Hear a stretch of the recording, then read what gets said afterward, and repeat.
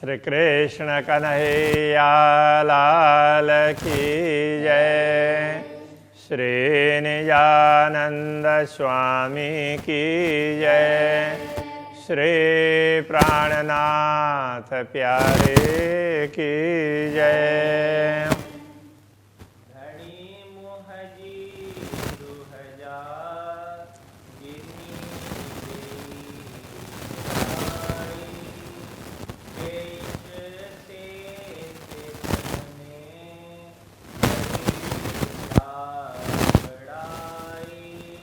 बड़ी जार बढ़ाई। श्री कृष्ण कन्हैया लाल की। मुंह मूंगी आँख देखा रही। मुंह मूंगी, हाँ, मुंह मंगी आँख देखा रही। मैंने मांगा, मुंह का अर्थ मैंने मांगा, आँख देख रही तो आपने दिखाया। मतलब हमने दुनिया मांगी दुनिया को देखने के लिए और आपने दुनिया दिखा दी। करिया गाल कई, अब कई गाल करिया, इस तरह से। हाँ, कि अब क्या बात करें। तो कई का अर्थ कौन सी अथवा कैसी। अब क्या बात करें, कैसी बात करें। अब हमने मांगा और आपने दिखाया। अब आपको हम कुछ भी बोल नहीं सकते। तो खिलावत का मतलब में भी ऐसा ही है ना। अब हम कुछ बोलेंगे तो आप कहेंगे कि तुमने ही तो मांगा था, तो हम आपसे प्रार्थना भी नहीं कर सकते। हाणे चोराइए त चुआ थी। हाणे तो अब अर्थ में होता है, चोराइए त चुआ थी। अब तो हमारी ऐसी स्थिति है, हाणे का अर्थ अब होता है, तो कहने का तात्पर्य अब हमारी ऐसी स्थिति है। चोराइए त चुआ थी।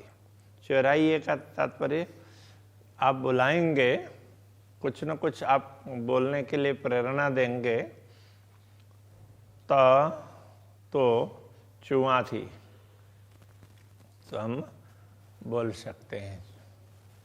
आप बुलाएंगे तो हम बोल पाएंगे, नहीं तो हम में तो स्वयं में कोई भी सामर्थ्य नहीं है। गाल गरी थी पेई।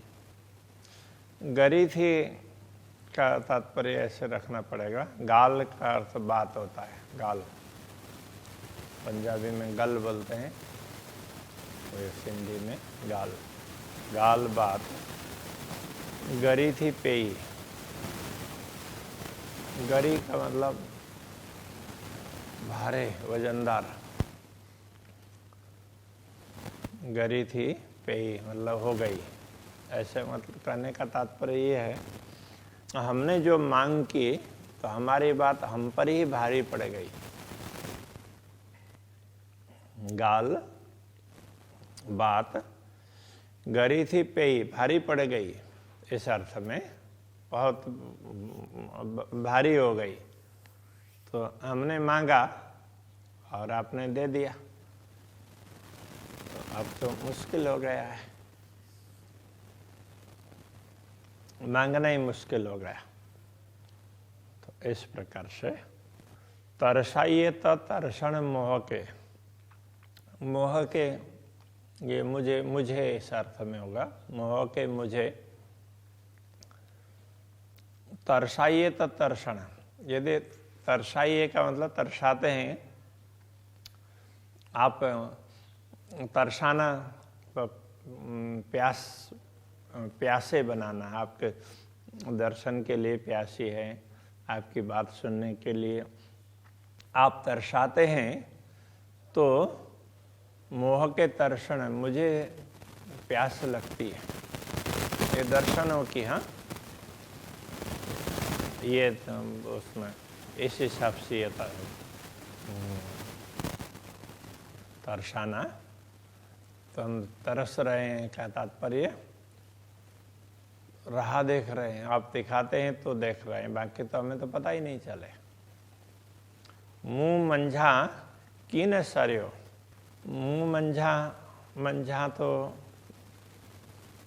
में अर्थ होता है, जैसे समुद्र में तो दरिया मंझा बोलेंगे तो समुद्र में ऐसा होगा, उस तरह से लगता है। मंझा में अर्थ में, मुंह मंझा मतलब मुझ में की न सरियो, तो मुझसे तो, मुझ में तो कुछ भी है नहीं, मुझसे तो कुछ होने वाला नहीं है, कहने का तात्पर्य है। मुंह मंझा की न सरियो, तो मुझसे तो स्वयं से कुछ भी नहीं होने वाला है। व्याकुलता भी आप से, प्यास भी आप ही दिलाएंगे, दर्शन की तरस भी आप ही वो करवाएंगे, तो हमारे अंदर तरस आ जाएगी। नहीं तो मुझसे तो कुछ होने वाला ही नहीं है। इतने शिथिल हो गए हैं इस तरह, इस प्रकार से। सब गालियों आंजे हाथ में, सब गालियों का मतलब सब बातें, सारी बात तो आंजे हाथ में, आपके हाथ में, हाथ में। सब गालियों आंजे हाथ में, सब बातें आपके हाथ में हैं, सब कुछ आपके हाथ में, कहने का तात्पर्य है।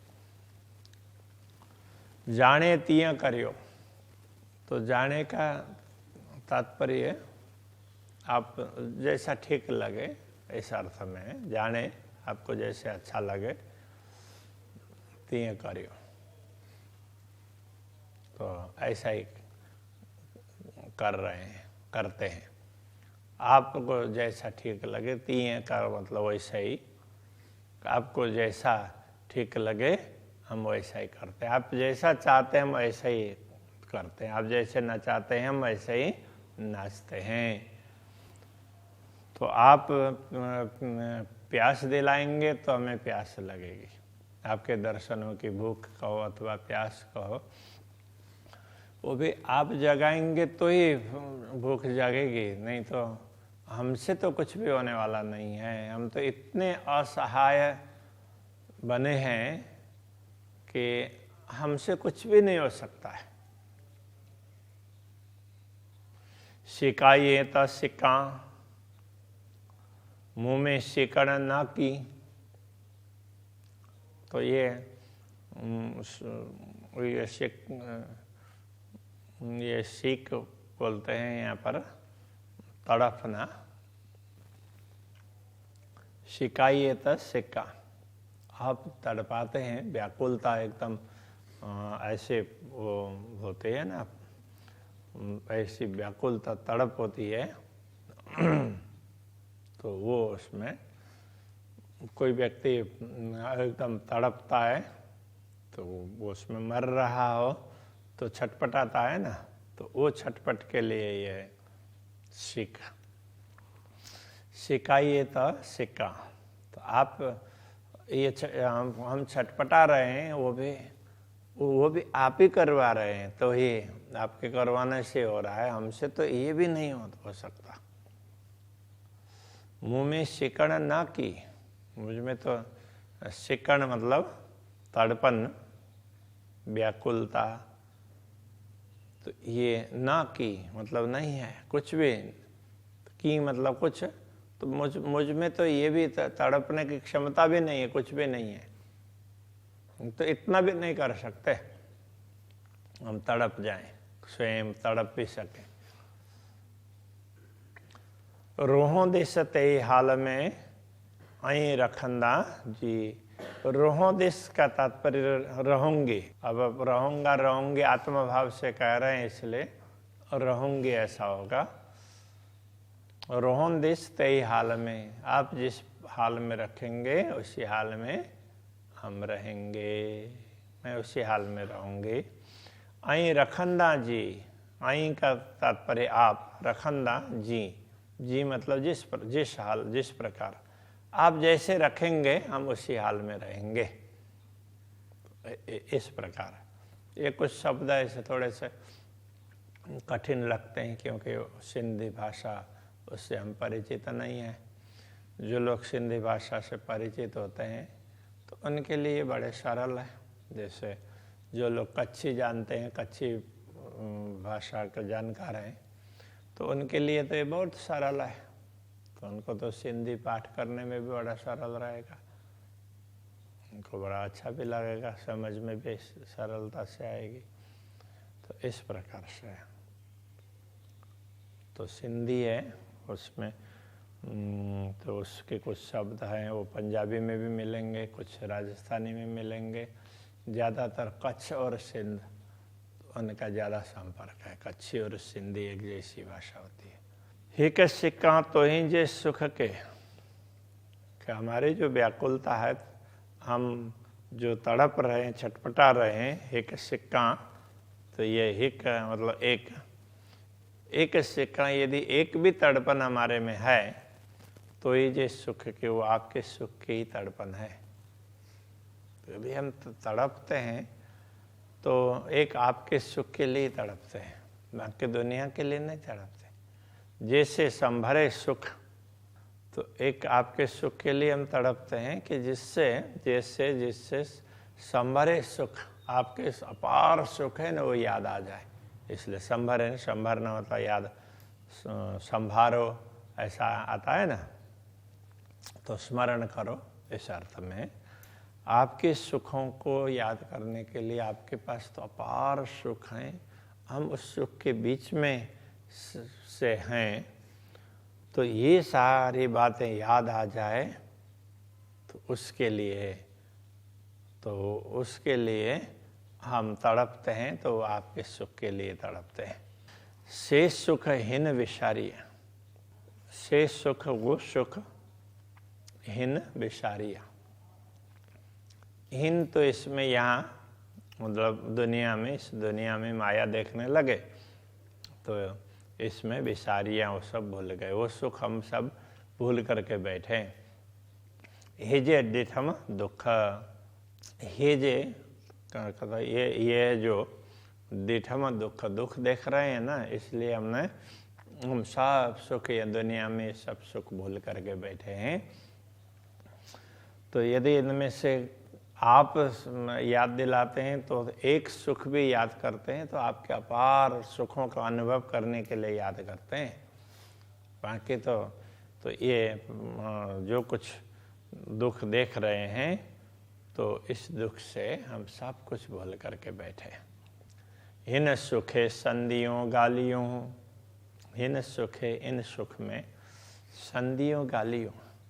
तो संधि क्या है कि ये 7 अर्थ में, हिन सुखे संधियों गालियों, तो गालियों का तात्पर्य बात है, जो भी बात है हमें जो चाहिए वो सब आपके सुख के, इन सुख के साथ में है। सुखे संधियों को सुख के साथ में गालियों, तो वचन, आप जो भी बात है वो आपके उसमें है। तो वो अब आगे कहते हैं आइन अलेखे। आइन का तात्पर्य है अलेखे, बहुत। तो आपकी सुख की बातें हैं वो तो अपार है, तो आपके पास जो सुख है उनका कोई पारावार ही नहीं है। तो ये इस हिसाब से कह रहे हैं। येड़ो मुँह सूजो थियो, ये न अचेते, हियड़ो मुँह सूजो थियो, मुँह हियड़ो मतलब हमारा हृदय, हियड़ो हृदय, हमारा हृदय सूजो थियो, शून्य हुआ। हमारा हृदय तो शून्य बना हुआ है, इसमें कुछ भी नहीं है, तो उसमें प्रेम नाम की कोई वस्तु ही नहीं है। ये न अचेते, तो ये हृदय में, ते न अचे, वो सुख आते नहीं है, हृदय में ये सुख आते ही नहीं। सुने हृदय नाई संभार, ऐसा कहते हैं ना। शून्य हृदय में तो कुछ भी स्मरण नहीं होता है, कुछ भी पता नहीं चलता, तो कुछ टिकता ही नहीं है, वो खाली खाली है, शून्य शून्य है, तो इसलिए उसमें कोई बात याद रहती नहीं है। जे सुख तो ही जी आँखिए दिना असा के तो जे सुख जो सुख तो ही जी आँखिए, आपकी आँखों से, आपके नयन कमलों से हमें जो सुख प्राप्त होते हैं। दिना असा के तो, असा के तात्पर्य हमें, हम लोगों को, तो मतलब आप, तो के कहेंगे आपको, तो इसलिए तो आप असा के दिना हमें देते हैं, मतलब जो आँखों के सुख, मतलब आप हमें अपने दर्शन करवाएंगे तो आपकी कृपा दृष्टि हम पर पड़ती है, तो वो दृष्टि के सुख, दृष्टिपात करने का जो सुख आप हमें प्रदान करते हैं, आप दृष्टिपात करके हमें जो सुख प्रदान करते हैं, तो वो से सुख करने मुँह सुहा, तो से सुख, वो सुख मुँह करने सुहा, तो मेरे कानों ने सुन तो लिया, तो आपने जो बोला, बोला तो वो भी सुना, और इतना ऐसे सुख हैं ऐसा करके हमें बताया, तो सतगुरु ने, तो वो भी हमने कानों से तो सुना। तो सुजो हियो न झल्ले सो, तो सुजो हियो का तात्पर्य सुना हृदय, हृदय खाली है, सुना है, इसलिए न झल्ले सो, सो न झल्ले, तो उस सुख को उसने धारण नहीं किया। झलना मतलब झलना, मतलब वो धारण करना, तो उस सुख को उसने धारण नहीं किया। सुना, कानों से सुना, किंतु धारण करना चाहिए ना, तो हृदय में धारण नहीं कर पाए। अभी यहीं रखते हैं। श्री कृष्ण कन्हैया लाल की जय।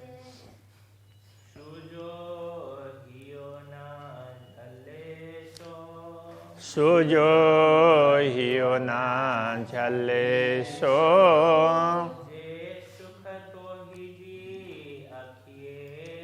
जे सुख तो ही जी आँखिएं, दिना असा के तो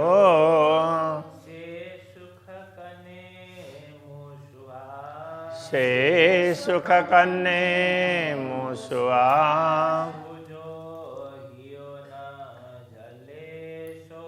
सुजो हियो ना झले सो,